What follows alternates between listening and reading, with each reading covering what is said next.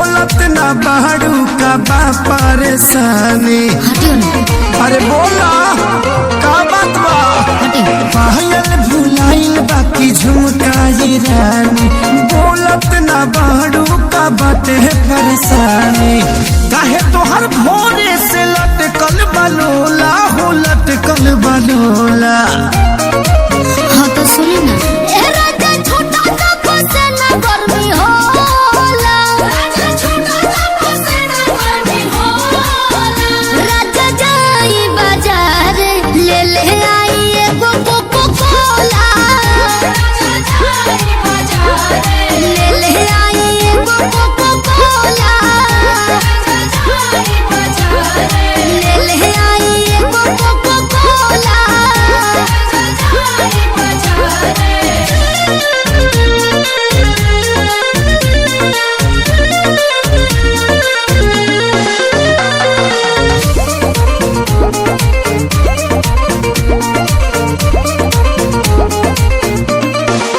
जवन जवन कहबू लइबो सजनिया, लहई पीला ग्लूकोच वाला पनिया।